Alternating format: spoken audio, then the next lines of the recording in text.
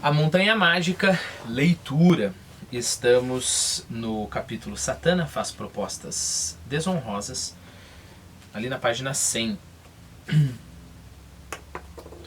Para o jantar, vestiu-se com grande cuidado e então, sentado entre Miss Robinson e a professora, comeu sopa julienne, carne assada e frita, com acompanhamentos 2 pedaços de um bolo que continha simplesmente tudo: massa de amêndoa, creme de manteiga, chocolate, recheio de frutas e maçapão, bem como pão integral com um queijo excelente.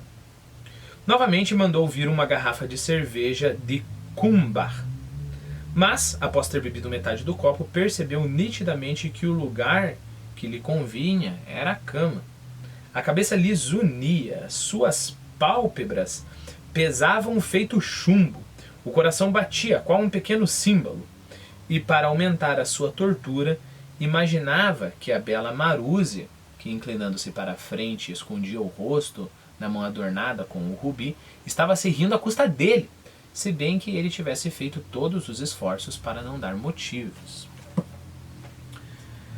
Como de muito distante, ouviu também a senhora Storr contar ou afirmar alguma coisa que lhe parecia a tal ponto disparatada que já não atinava com certeza se o seu ouvido o enganava ou se porventura as palavras da senhora Storr se convertiam em absurdos no seu próprio cérebro. Essa é uma ótima descrição de um estado de bebedeira, né? Ou pelo menos quando você está tonto, né? Então você duvida da sua percepção. E perceba, talvez se ele tivesse sóbrio, ele teria escutado a senhora Castor falando o absurdo, que a gente já vai ver. Ele ia falar, nossa, que absurdo. E pronto, bola pra frente, passou, né? Mas parece que esse estado de embriaguez, ou esse estado alterado por drogas, né? Ele também faz com que você tenha uma certa lentidão na percepção. Sabe aquela coisa do cara que fuma um baseado, chega pro penal e fala, nossa, essa abertura aqui, e ele percebe algumas coisas que na verdade, se ele colocasse atenção, sóbrio, né, ele perceberia também, né, mas a alteração ali está na sua atenção, que é lenta demais, né. Então você sai do estado de percepção normal. Então o problema não é que ele está imaginando que ela está falando absurdo. O problema é que ele não consegue julgar se o absurdo que ela falou é realmente absurdo, ou ele, como ele está um pouco tonto, está transformando aquilo num absurdo no seu cérebro, né? Afirmava ela, então aqui está o absurdo, afirmava ela saber preparar 28 diferentes espécies de molho para peixe, e ter a coragem de se gabar desses conhecimentos, ainda que seu marido lhe tivesse desaconselhado mencioná-los. Não fale nisso, ele teria dito. Ninguém vai acreditar, e quem acreditar achará a coisa ridícula. E, no entanto, ela queria quebrar o silêncio e professar abertamente que era, de fato, capaz de preparar 28 espécies de molho para peixe. Isso pareceu pavoroso ao pobre Hus Castorp. Novamente, o problema não é o absurdo, o problema é essa atenção lenta e demasiada que ele está dando à coisa, né? O que você... Faça esse exercício. O que você faria se estivesse na mesa e uma mulher falasse uma coisa dessa? Bom, eu faria... Tá bom, né? Você sabe preparar 28, vou saber o que é isso. Não daria a mínima, não botaria atenção, né? Por mais que eu achasse um absurdo, confesso que eu não sei direito. Talvez seja absurdo dela se gabar por isso, não sei, né? Mas eu simplesmente deixaria passar. Não o Hus no seu estado alterado, né? Isso pareceu pavoroso ao pobre Hus Castorp. Espantou-se, levou a mão à testa e esqueceu-se por completo de mastigar e deglutir o que tinha na boca. Um bocado de queijo como é que é? eu acho que a gente pronuncia bom, aqui em português seria Chester, né? Com pão. Mas é que eu encontrei, se eu não me engano, a coisa foi o seguinte, eu não consegui encontrar em português esse queijo Chester, ou não fiquei satisfeito, e aí eu vi a edição em inglês, e aí por causa disso que eu estava pensando na pronúncia que em inglês é Cheshire, né? Em vez de Chester, né? Cheshire. E se eu não me engano, novamente, uma questão paralela, mas se eu não me engano, até em português a gente falaria assim. Eu não encontrei em nenhum lugar a opção que o tradutor teve aqui para traduzir como Chester, né? Então o nome original do queijo é Cheshire, pronunciado Cheshire, right? Cheshire. Bom, esse é um dos queijos mais tradicionais que existem, né? Então é caro e tudo mais. Bom, como tudo ali em cima, né? Isso é importante, né? Tudo ali é de altíssima qualidade, né? Tenha em mente isso. Espantou-se, levou a mão à testa e esqueceu-se por completo de mastigar e deglutir o que tinha na boca. Um bocado de queijo Chester, como em português, com pão integral. E assim foi até todos se levantarem da mesa e ele ainda estava com aquilo na boca. Perceba que eu falei da lentidão? Saíram pela porta envidraçada da esquerda, aquela porta infeliz que sempre se fechava com estrondo e dava diretamente para o vestíbulo. Quase todos os pensionistas tomaram esse caminho. Parecia que era costume realizar após o jantar uma espécie de reunião no vestíbulo e nos salões adjacentes. A maioria dos pacientes mantinha-se de pé, conversando em pequenos grupos. Em torno de duas mesas dobradiças, forradas de verde, estavam a jogar, numa o dominó e na outra o bridge. Deste último jogo participavam somente pessoas jovens, entre elas o Sr. Alban e a Hermine Clifford. Você lembra da Hermine Clifford, né?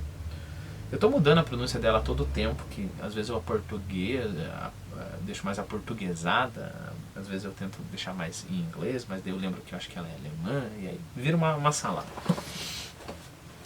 No primeiro salão havia alguns aparelhos ópticos destinados a divertir os hóspedes. Um estereoscópio, através de cujas lentes se enxergavam fotografias colocadas no seu interior. Lembre-se, é claro, nós estamos ali no comecinho do século XIX, antes da Primeira Guerra Mundial. Século XIX, século XX, antes da Primeira Guerra Mundial, né? Que aconteceu em 1914.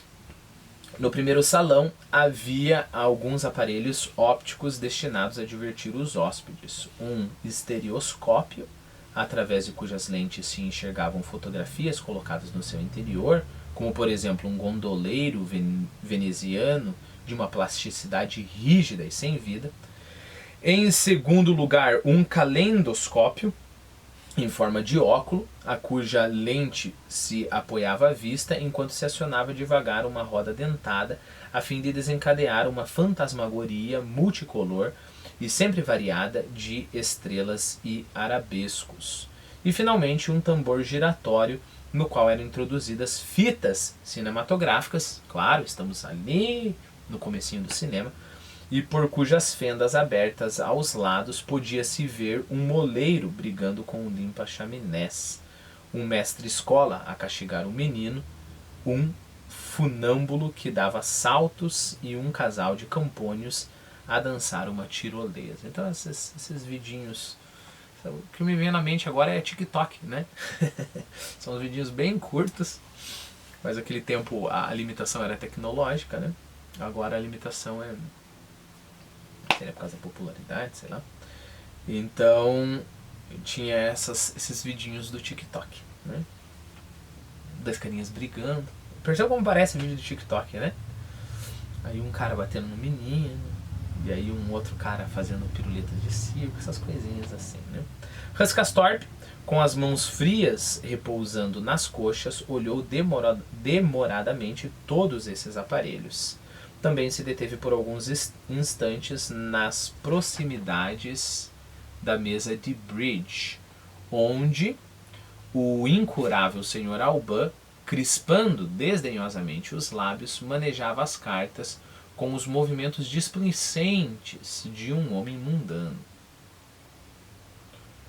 Num ângulo da sala estava sentado o Dr. Krokowski a dirigir palavras animadas e cordiais a um semicírculo de senhoras, do qual faziam parte a senhora Storr, a senhora Iltis e a senhorita Levi.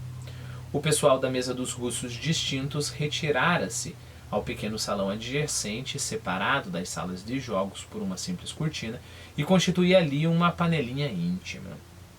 Além da Madame Chauchat, havia ali um cavaleiro laço, de barba loura, tórax côncavo e olhos esbugalhados, uma jovem muito morena, de um tipo original e humorístico, com brincos de ouro e cabelos lanosos despenteados, ademais o Dr. Blumenkohl, que se uniu a eles, e ainda 2 rapazes de ombros caídos.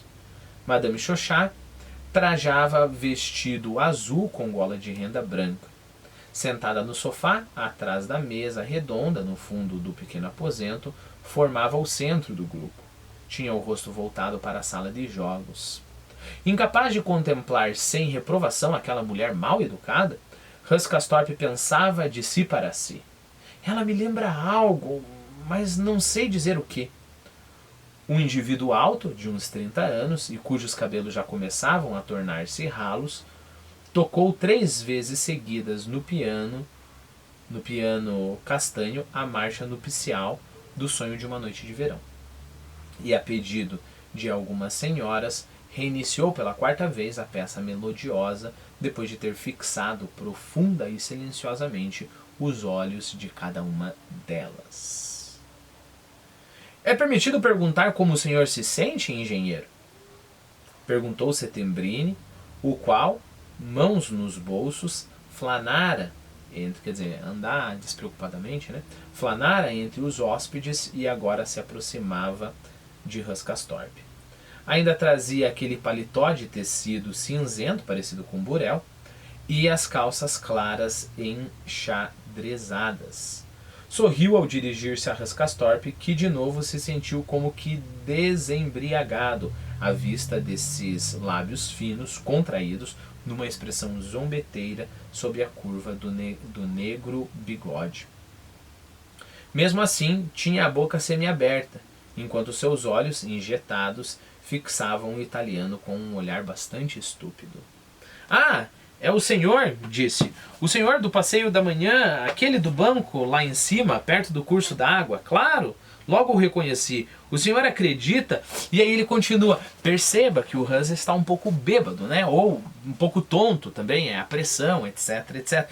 Porque não é normal, essa é um pouquinho, e aqui está a sutileza do narrador, né?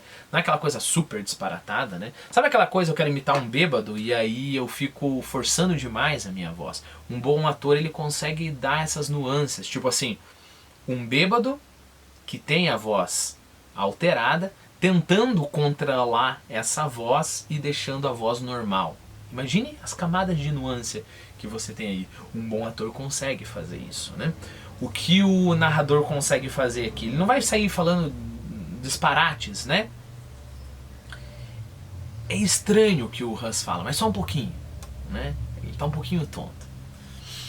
Então é daí que vem esse estranhamento quando a gente está lendo, esse leve desconforto, é a sutileza do narrador. Ah, é o senhor? Disse. O senhor do passeio da manhã, aquele do banco lá em cima, perto do curso d'água.